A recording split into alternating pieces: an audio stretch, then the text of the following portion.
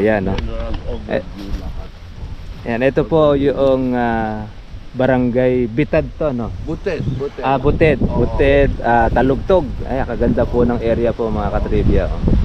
Tayo po ay nasa hills. Yan. Tapos, ayun po, may mga palay din. Tapos, ano po ba kuya ang mga magaganda rito sa atin sa Butad? Meron kaming dam, private dam. Meron mga isda. May isdaan din? Isdaan. And then, currently, meron magtatayo ng 100 hectares property development farm resort. Dito? Dito sa Butet. Ibig sabihin pang tourist spot pala rito sa lugar ninyo. And then, ito very first yung AM Resort. Ayun. Kaya maganda rin pala ang puntahan dyan. The best here is that I have a continuous source of water from the dam. It's a private dam. Ayun. Hindi sa government dam. It's not a government dam. It's a private dam na nagsusupply sa lahat ng almost 38 hectares of farm rice field. Yun. So madali mag-appreciate na yung value of land ng land area because of investors are coming in. Ayun pala. So this is land we just acquired it in later part ng 2022. So we constructed our rest house, and then we plant this one. Kalamansi farming. Yeah. And this is owned by Mr. Bernard Taron. Ayun. Si Madam. Si Madam.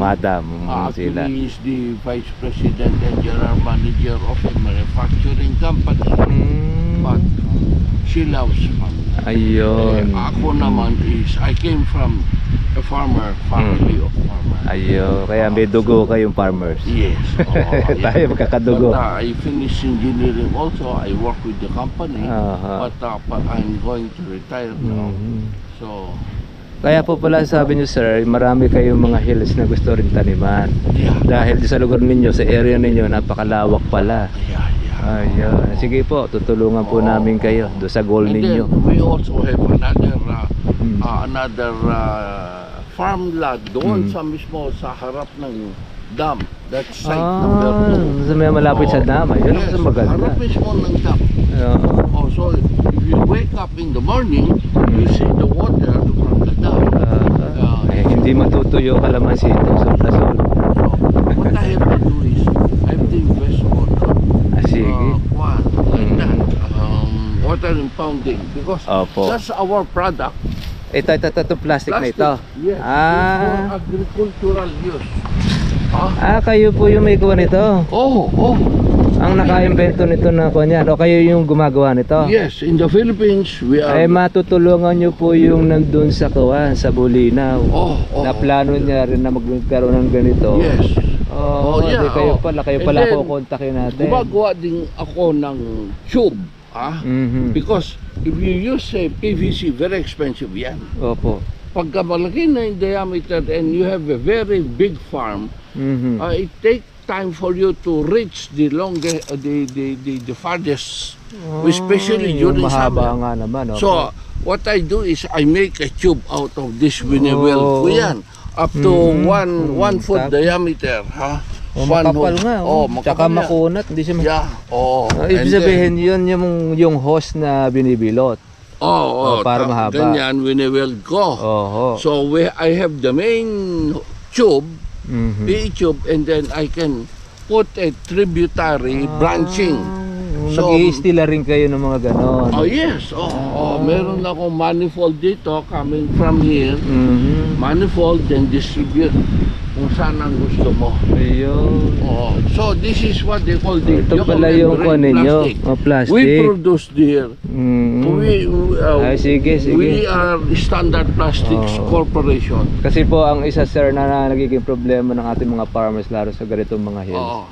hirap silang magpabaon ng tubo. Yes. Tsaka ng tubig. So there I can help anyone. Actually, meron dito sa Nueva Ecija around 30 hectares. Minamanage niya. Sabi niya, please come and advise me how to install irrigation. Sige nga Because po. that's my problem, sabi niya. So, totoo That's nga my po yun. problem. How to water, because in farming, you cannot deny the importance of water. Opo. Tsaka Talaga. ang kagandahan ng po nitong plastic ninyo, hindi siya nasisira Hindi, kahit dumaan ng because this malakas is na UV tubig o ulan. stabilized. Kaya nga, Kahit Galing, makuan sa ulan, araw, kahit maarawan siya, hindi siya magagato. because it's UV stabilized. Stabilize nga. Ito malambot, ito matigas. Ginawa kong sapin nito. Yan. Kaya lang kasi naglagay sila ng isda, tapos natuyuan yung isda namatay. Kasi Ngayon, mag-iinit ang tubig naamoy niya. ng daga, pinasok, binutas. Ayun. Pero dati napupuno ko yan dyan. So ngayon, I still have to find yung butas, and then takpan ko kasi naamoy kasi ng daga yung namatay na isda. Ayun. Kaya binubutas niya.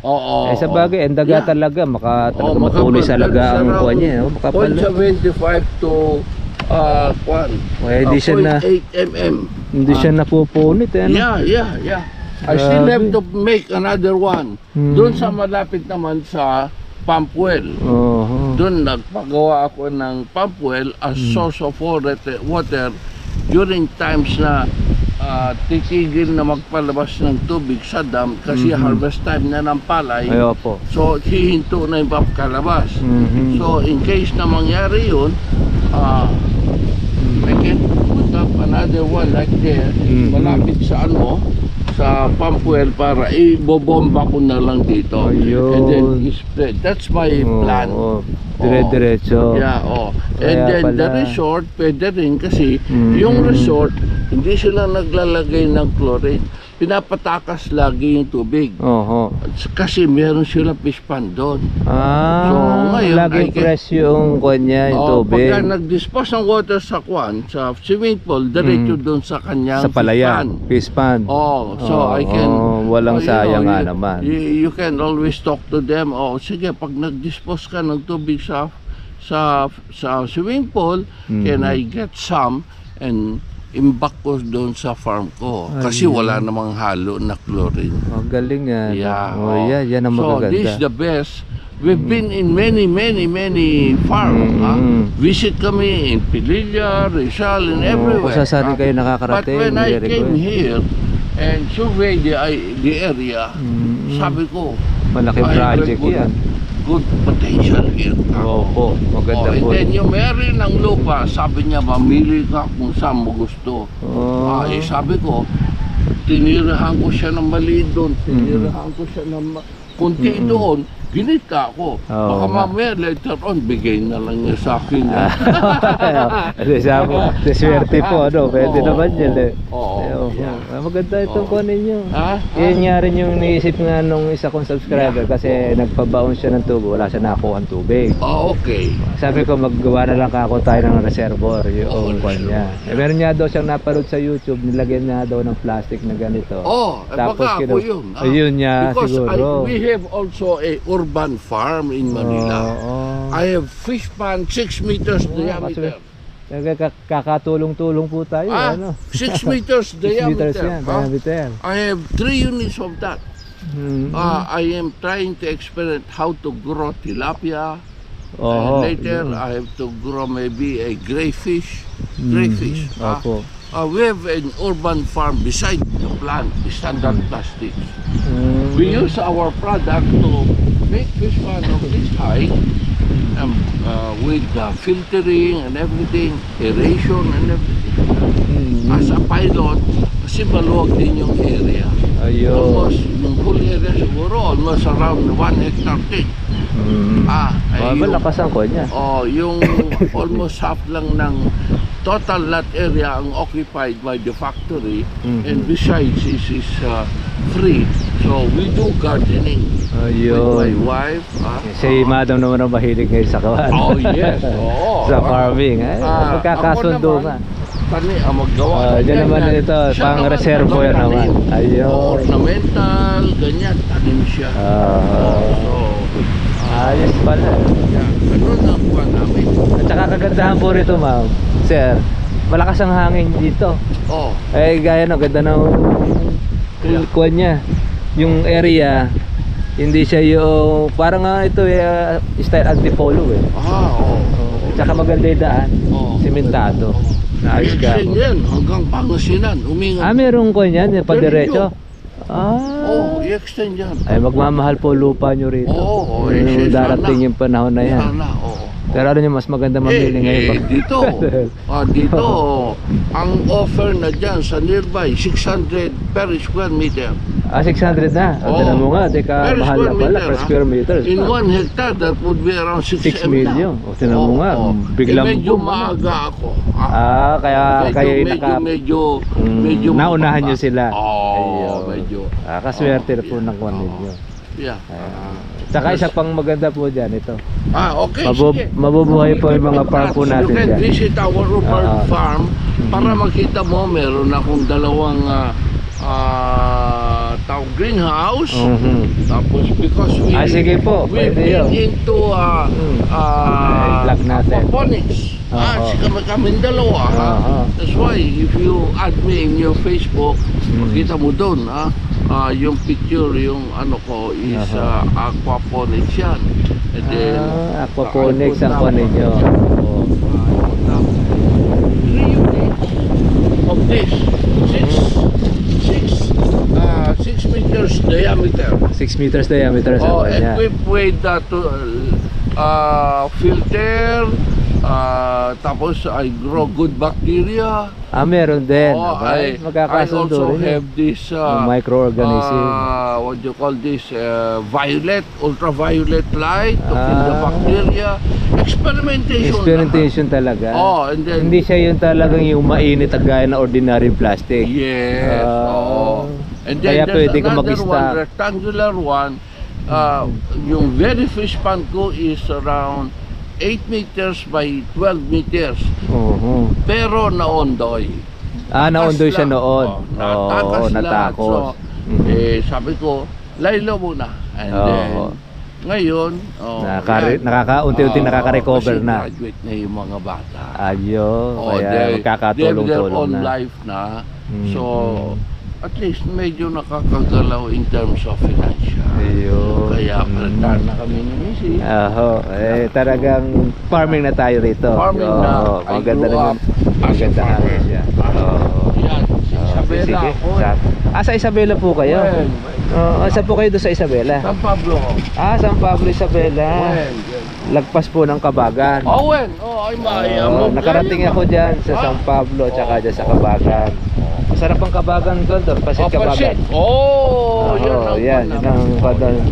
Kasi nakarating din tayo ng Tuguegarao. Tuguegarao. Doon ako nag-graduate as civil engineer sa St. Louis. Sa St. Louis, Tuguegarao. My first job, I was employed by the Andres Soriano, the owner of San Miguel Corporation. Yes. Mayaman po pala So talaga. I started as a draftman. Ultimately, I became the operations and planning control. But they sent me to UP for industrial engineering. Matanong ko pala kayo, sir. Ilang taon na po kayo? 16 na ako. Pero may heart problem. Meron kayong heart problem. Na-attack na minsan. Isang beses. Hawak po. Hawak mo siya. Ikaw nga hawakan ko. Okay, sige, hawak mo ko. Ay, alala But yan. then, sabi ng doktor ko is that I advance getting old of 10 years. So if I am 60 today, biological, when we talk about biology, siguro mga 70 na ako. That's why yung heart ko, yung pananalita ko, naapektuhan. naapektuhan. Ayun. Kaya pala medyo kuwang kayo sa pero pagsalita. pag nakakita, Na bumibilis. Sexy. Tama din naman po nakikita ni Mrs. eh. Huwag ka lang magpahuli. Joke lang. Oh, ito yung Cordial. Oo, yan.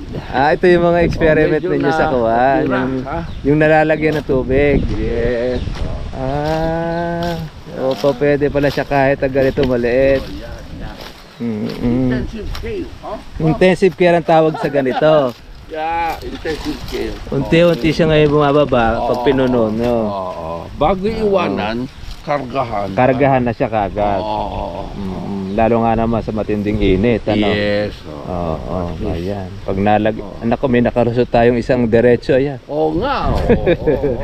Diretsong diretso eh. Lolly boy. Ito ito pa daw. Yeah, diretsong diretso siya. Ayan. Tuwid. Oo nga, no? Kita-kita eh. Pati kitang-kita, no? Ayan, Lolly sige. boy. Pero uli yung puputulin. Kaya akala natin eh okay eh.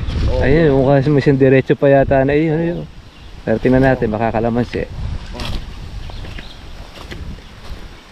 Diretso nga rin.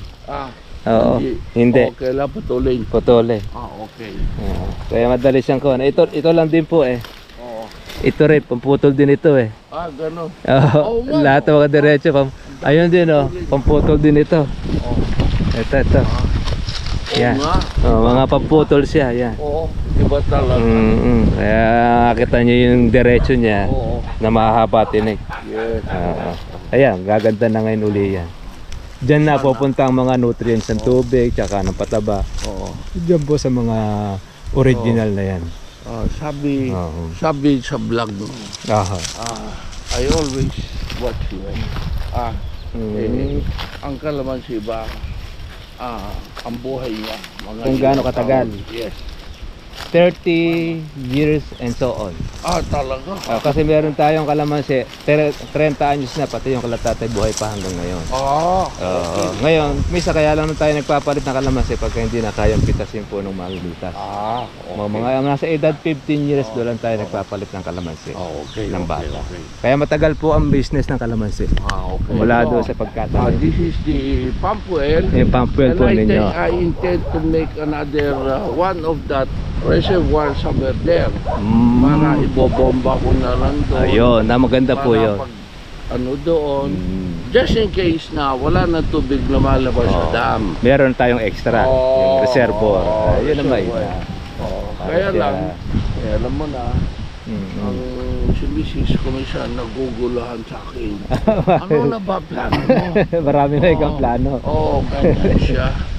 Naiinis ko minsan. There was a time that when we started this, my wife is crying.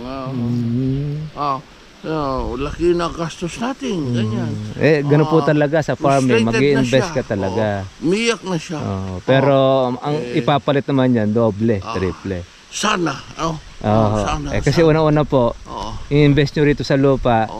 Gaya niyan, pag nadaanan yan, magiging triple presyo ng lupa. Kita na kayo doon. Lupa pa lang yun. Yung itatanim ninyo, tubo ng lupa ninyo. Kaya yung nanay ko, hindi nang ini-invest lupa. Pinaka-the best na lupa, magandang kuwan yan. Ang lupa kasi, hindi po bumababa ang value. Sumasabay yan sa pera natin.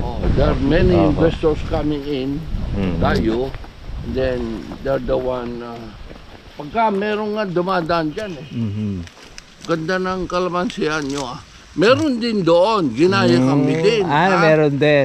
Sa pero highway. Pag nakita na ulit susunod na development niya, lalong maiinggit sa inyo. Pag nakuha natin ng magic fertilizer. Okay, sige. Yan, okay. Okay. Berde. Talagang bumiberde ito, kaya akala ng iba, tuwa sila na kalamansi siya dahil mas maganda Berde siya. Kaya malayo pa lang makikilala mo na. Yung dahon niya, tsaka yung kanyang itsura. Straight siya, straight. Ang ginagawa namin dyan, pinantutukod namin sa bunga. Kaya halimbawa maraming bunga, pero kami nakitang ganito, nakalusot. Kung mo siya'y diretso, pagka may nakalayla na bunga na marami, tutukod namin yun. Kaya pinakikinabangan din naman namin. Kasi kung minsan sa dami, meron talaga nakakalusot. Yung ganong kwan, tsura, sa tingin nyo, masasabi ba ninyo na okay siya? Eto, medyo okay po ito sa gawin na ito. Dahil mukhang nababasa ng tubig eh. Oo. Itong kuha na siya. Dapat mga ganyan na sana yung nandito nyo sa taas. Yung pangkalahat. Ay pangkalahatan. Pero konti pang kuha nito. Konti pang alaga yan. Okay. Apo. Mas lalapat po dahon niya pag yun talagang sa alaga natin. Sige po. Sige doon. Ay, tatay rin ko na rest house niyo rin. Oh, 3 rooms. Ayan, tinan niyo po, doble po yung kanya. Talagang pang mag-asawa talaga siya. Oh, Pagka po mangatlo, iba na yon ano? Iba na. Iba na. Sa kanya na yun. Sa kanya na yun. Kaya couples talaga, pang Pero pag wala si couple. Mrs. Akin yun. Yan. Joke lang. Joke nga lang naman. Palabiro si Sir eh. Ito yung sa kuha ninyo, yung pangkuha ninyo. Hindi pa namin natapos. Tatapos. Kasi we are focusing on the calamansi muna. Opo, maganda yan. Para ma-concentrate muna natin, mapaganda. Napaganda natin siya. Big kitchen there. Ito, pinasadya ni Mrs. Ayun naman niya. Yeah, pinasadya ni Mrs. ito para later on meron tayong discussion area. In case ma-accredit sa natin. farm school. O, sige. So maglagay ka lang ng blackboard dyan, maglagay ka upuan seminar. dito. Seminar na. Pwede, maganda nga. I am also a third-party consultant of Filmic in Central Luzon. CLSU. Yung post-harvest and mechanization DA harm, no? Kaya kayo ng kwampo doon dati. Oo, hindi. Dahil lang dito sa farm na yun, Citronella, doon kami nakakakilala. Sometimes they have problem there kasi sila yung nagre-research. Nalaman nila na I have this technical capability with regards to plastic kasi nagde-develop sila doon ng biodegradable plastic using cassava. So ngayon meron silang mga extruder na hindi pa nila napapagana. So ngayon they ask my help.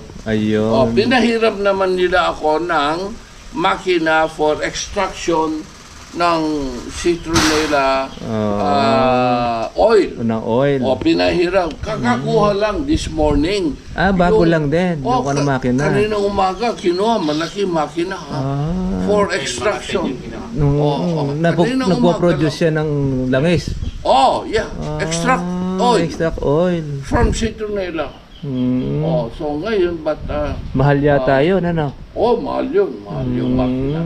But, because of yung pagkakilala, bigayan, sige, we are siguro umabot ng 4 months dito, hindi lang yung makina. Pinahiram sa akin. Walang kuwan, basta kumbaga parang bigayan lang.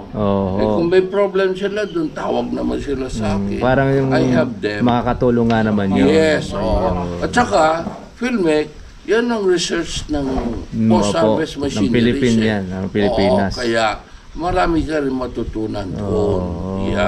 Briqueting, charcoal, and everything.